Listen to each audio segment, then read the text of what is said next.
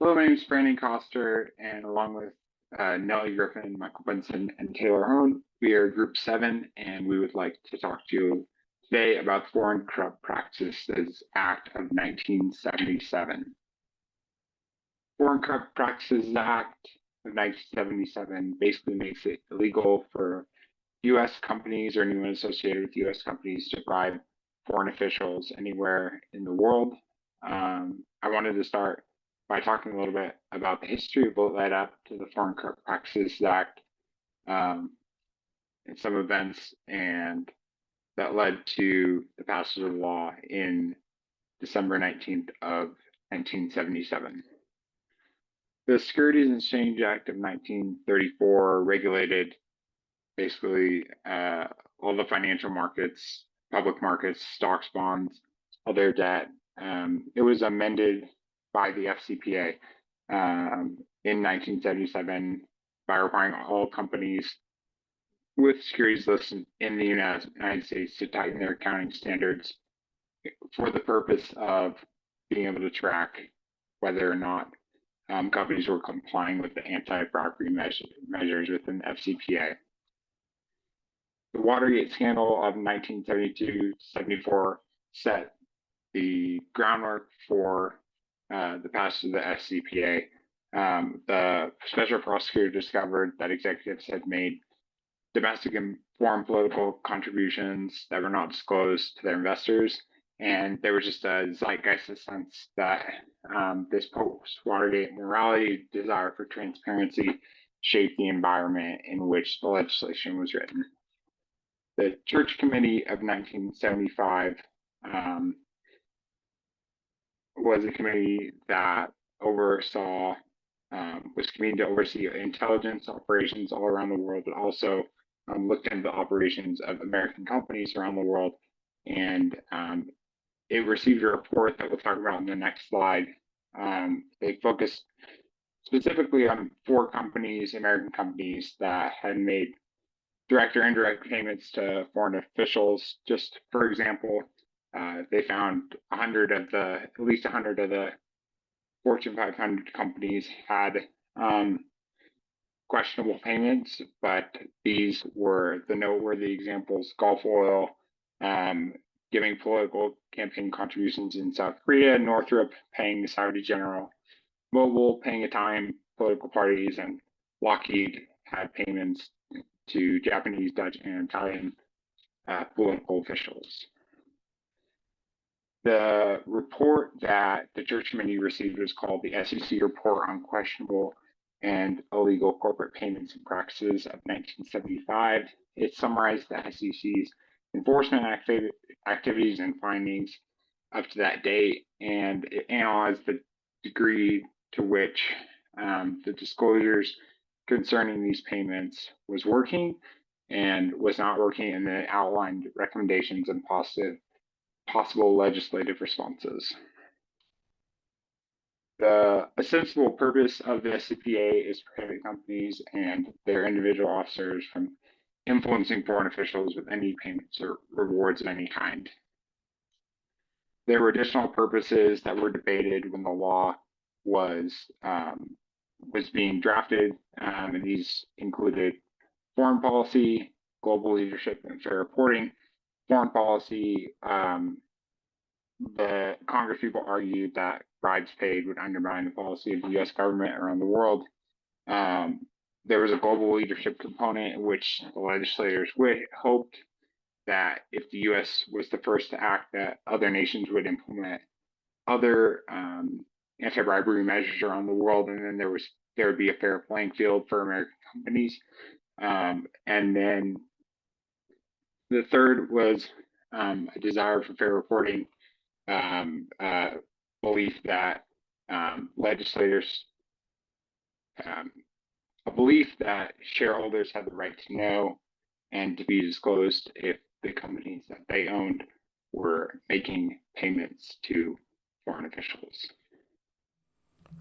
This is Nelly here, and I'm going to cover a few FCPA basics.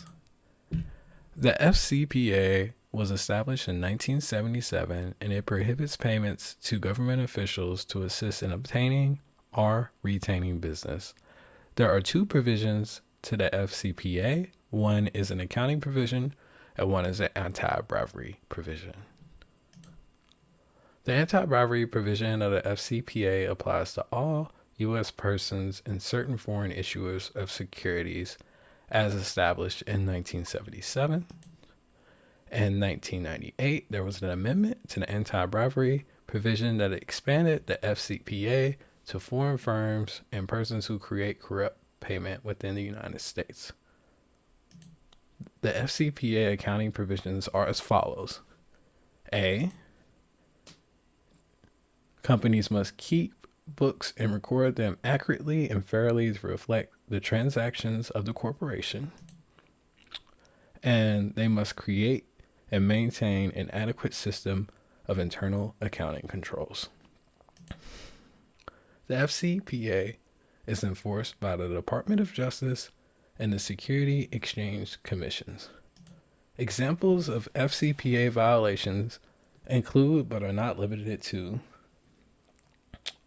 promising a government official a high-level consulting position at a state-owned company in exchange for cooperation, failure to correct accounting violations or inconsistencies in a subsidiary located in a foreign country, and payments to healthcare companies to recommend the product. If a company is found in violation of the FCPA, they can be barred from doing business with the U.S. government, which for many companies, the U.S. government is their largest client. So this would essentially put them out of business. Hello, my name is Taylor Hone, and I'm going to be going over the advantages and disadvantages of the FCPA. So start with the advantages. What value does the FCPA bring? Well, first, it reduces the societal cost of corruption resulting from unethical business conduct. Corruption increases costs to society. This cost takes place in a variety of forms, including, political costs, social costs, economic costs, and governmental costs. So the FCPA is a good deterrent to discourage those type of practices from taking place.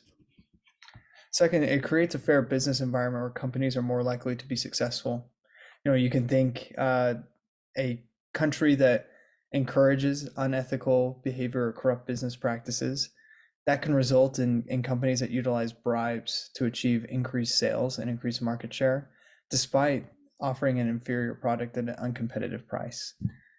This type of act discourages that behavior and encourages fair competition, which can result in the best price for the best product. And lastly, it encourages compliance and accurate reporting. This can be very helpful to potential investors to feel more confident that a business's success is not being driven by corrupt, under-the-table type of practices. Now, although it brings quite a few benefits, there's one thing I want to bring up in terms of maybe a downside for the FCPA. It places the U.S. companies at a disadvantage in countries where corruption is commonplace. You can think of countries where law structure isn't as well established, or in order to get things done, things like bribes or other types of things take place, and other companies from other countries participate in those practices. So in those cases, a U.S. company is put at risk of fine or imprisonment for unethical business practices, while competitors may not face the same restraints. And that can be a disadvantage. However, when I look at this, really a question that I ask is, but is that really a bad thing?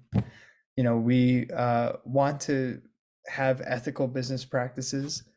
We don't really want to be put in the position. None of us, I think, came to business school thinking that we wanted to find ways of being unethical in our behavior. And so, although this can be a downside of the FCPA, I really would like to question whether or not that is actually a downside. My name is Michael Benson. So I'm just going to talk about a few quick examples. Let me share my screen here real fast, and we'll go ahead and talk through a few of those. So the first one that I want to talk about is the Simons Corporation, and this was in 2008, right around the crash of 2008. They ended up them and their subsidiaries were found guilty for falsifying corporate books and records and failing to implement internal controls. And they ended up having to pay $450 million in fines. And this was two separate fines, one for $448 million and one for $450 million. This was Simon's Argentina, Bangladesh, and Venezuela. And they were the ones that were guilty of these practices. So they ended up having to pay that to the SEC.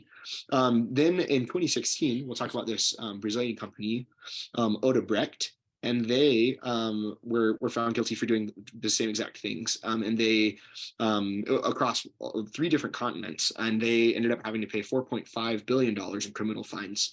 In 2019, this Russian company, telecommunications company, Mobile Telesystems, MTS or MTC in Russia, they were fined $100 million by the SEC for violating the FCPA in their business deals with Uzbekistan. And the SEC found that they ended up bribing an Uzbek official with $420 million in illicit payments. So they ended up having to pay that $100 million fine that I talked about, as well as an $850 million forfeiture to the SEC.